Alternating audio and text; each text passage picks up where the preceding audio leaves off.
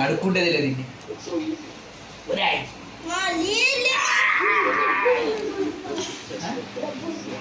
అయినా కొరుకుతా పోతే 4 కొడుకులు వేస్తాను. చిన్న కొడుకు అంటే ఎక్కడలేని ముద్దులు వచ్చేస్తాయి. ప్రతి ఇంట్లోనే ఇంతే కదా, చిన్న కొడుకుని బాగా గారాబం ముద్దు చేస్తూ ఉంటారు. హలో అండి, welcome back to my channel షబీనాతో సరదాగా. ఎలా ఉన్నారు? అందరూ బాగున్నారా? నేనైతే చాలా బాగున్నానండి. ఈ వ్లాగ్ వచ్చి ఆగస్టు 15th తీసిన వ్లాగ్ అనమాట, ఇండిపెండెన్స్ డే రోజు.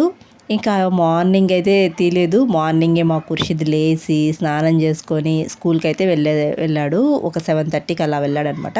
ఇంకా మా హస్బెండ్ కూడా 7:30కి అలా వాళ్ళ కాలేజ్ దగ్గరికి వెళ్ళి అక్కడ సెలబ్రేషన్ చూసుకొని ఇంటికి వచ్చేళ్ళకి 9 అయిపోయింది. మా ఖుర్షిద్ 9:30కి అలా వచ్చాడనమాట. ఇంకా టిఫిన్ ఏం తినేసి వెళ్ళలేదు వాళ్ళు మార్నింగ్. ఇంక వచ్చిన తర్వాత తింటాము అని చెప్పారు. ఇంకా పెసరపిండి అయితే ఉండింది. ఇంకా దాంట్లో ఒక ఎగ్ వేసి వాళ్ళకి దోశలాగా వేసి ఇచ్చేస్తూ ఉన్నానమాట. ఈ పొట్టు పెసరతో వేసే దోశకి టమోటా చట్నీ ఉంటే చాలా బాగుంటుంది. కానీ మా వాళ్ళు ఏంటో శనగింజ చట్నీ చేయాలి, తర్వాత కారం కూడా నూరాలి. ఈ రెండు ఉంటేనే తింటారు. మా ఖుర్షిద్కి అయితే కారమైనా పర్వాలేదు, తీసుకుంటానే కారం ఇంకా దోశ మీద వేయమంటాడు, మళ్ళీ తనిగా వేసుకొని తింటూ ఉంటాడు. అదేం పిచ్చో ఏంటో. ఇంక ఇద్దరికి ఒక ఎగ్ వేసి దోశలు అయితే వేయించేసాను, తినేశారు. ఇంక మా బబ్లు మాత్రం స్కూల్కి వెళ్ళలేదు. ఆయన లేసాలకు 10:30 అయిందనమాట. 10:30కి లేచి అప్పుడు బ్రష్ చేసుకొని టిఫిన్ తిన్నాడు. ఇంకా మేము వీళ్ళకి టిఫిన్ పెట్టేసిన తర్వాత బయట వెళ్దాం అనుకున్నాను. యాక్చువల్లీ నేను హాస్పిటల్కి వెళ్దాం అనుకున్నాను, కంటికి చూపించుకోవడానికి. అలాగే స్పెట్స్ కూడా తీసుకుందాము అనుకున్నాము. కానీ ఇక్కడ ఏమరా అంటే మా హస్బెండ్, ఇక్కడ మనకి ఎవరు తెలియదు, ఎక్కడ హాస్పిటల్స్ అనేది కూడా నాకు సరిగ్గా తెలియదు, ఇక్కడ వద్దులే, మనం పీలేరుకి వెళ్తాం కదా అప్పుడు చూపించుకొని అక్కడే స్పెట్స్ తీసుకుందాము అని చెప్పి అన్నారనమాట.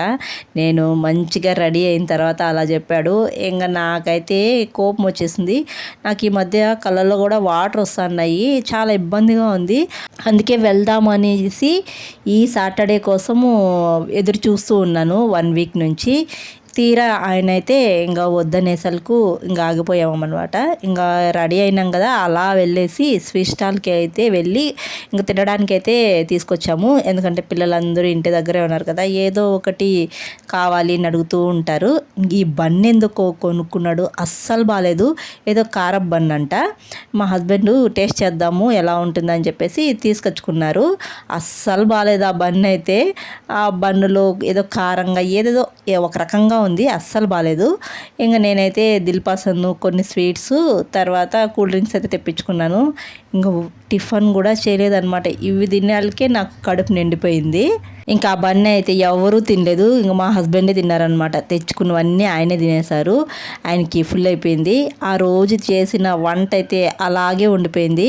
మా బబ్లు చూడండి, జెండాలు ఎన్ని కొనుక్కొచ్చుకున్నాడో అవన్నీ నేల మీద వేసినాడు. మా ఖుర్షిద్కి నచ్చలేదన్నమాట నేల మీద వేసి, అవన్నీ తీసి పైన పెడుతున్నాడు. నేల మీద ఎందుకు పెట్టినావరా, నేల మీద పెట్టకూడదు అని చెప్పేసి పైన పెడుతూ ఉన్నాడు అనమాట.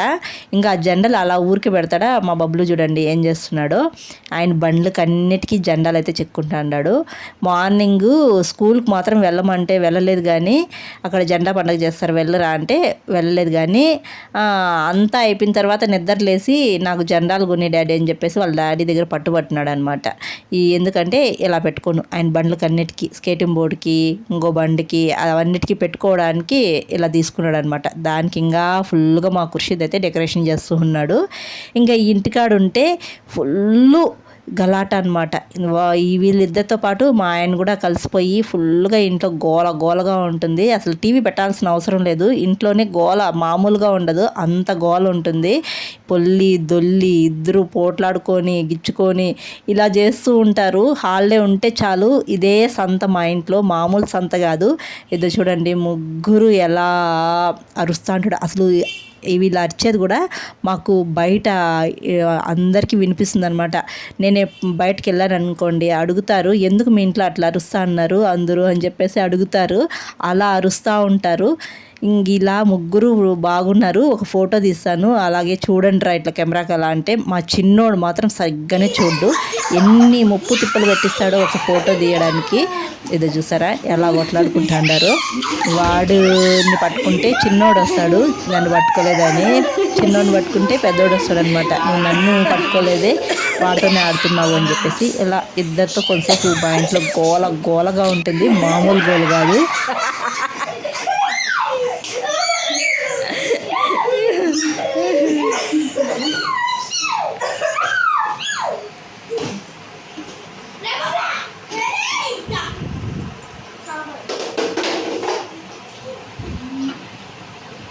మా చిన్నోడే అనమాట ఎక్కువగా అరిచేది, ఆ వాయిస్ కూడా చిన్నోడిదే ఎక్కువగా ఉంటుంది ఇంట్లో.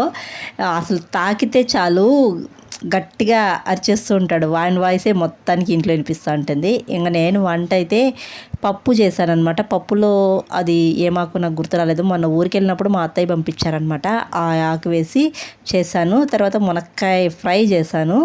ఇంకా నాకెందుకో స్వీట్స్ తినకు అస్సలు తినబుద్దే కాలేదు. ఇంకా మా ఆయన అరుస్తారని చెప్పేసి చేసిన తర్వాత తినకపోతే ఇంకా కొంచెం ఆవకాయ పికిల్ పెట్టుకొని పప్పుతో అయితే తినేసాను అనమాట. ఇంకా పిల్లలు కూడా సరిగా తినలేదు, ఎందుకంటే స్వీట్స్ కూల్ డ్రింక్స్ ఇవి తినేసాము, ఇంకెక్కడ తినబుద్ధి అవుతుంది, అస్సలు తినబుద్ధి కాలేదు. ఇంకా మా పిల్లలు కూడా సరిగ్గా తినలేదు, చిన్నోడైతే అన్నం అంతా పడేసినాడు. ఇంకా అందుకని చెప్పేసి ఇంకా వాడికి ఆమ్లెట్ అయితే వేయించానమాట. ఇంకా పప్పు అది వేస్తే ఆమ్లెట్ నంచుకొని అలా తినేస్తాడు. మా ఇంట్లో ఎలా అంటే చికెన్ ఒక 2 ముక్కలు ఉన్న రోజు ఉన్నా కానీ తింటారనమాట. ఎంత అన్నమన్నా పెట్టు, చికెన్ ఉంటే చాలు తినేస్తారు, మొక్కలేందే ముద్ద దిగదు మా ఇంట్లో. అదే ఈ పప్పులు సాంబార్లు చేశాను అనుకోండి అస్సలు దిగదు మా ఇంట్లో. నేను కొద్ది అన్నం చేసినా కానీ అది మిగిలిపోతుంది. ఇంకా రైస్ కొద్దిగా మిగిలింది, అది ఎందుకు పడేయడం అని చెప్పేసి చింతపండు పులుసు వేసి కలిపేశాను. ఇట్లా కలిపి మార్నింగ్కు నేను పులిహోర అయితే చేసేస్తాను, మా చిన్నోడు కూడా బాగా తింటాడు. కొద్దన్నమైన కంపల్సరీ పులుపు కలిపి పెడతాను మా చిన్నోడి కోసము.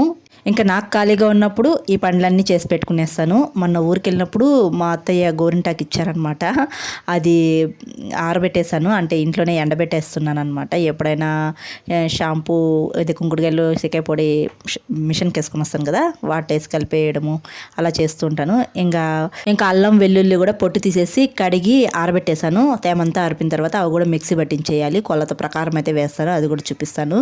ఇంకా పిల్లలు ఇలా బయట డ్యాన్స్ వేస్తూ ఉంటే ఇంకా అలా నేను మా హస్బెండ్ కూర్చొని అలా చూస్తూ ఉన్నామన్నమాట.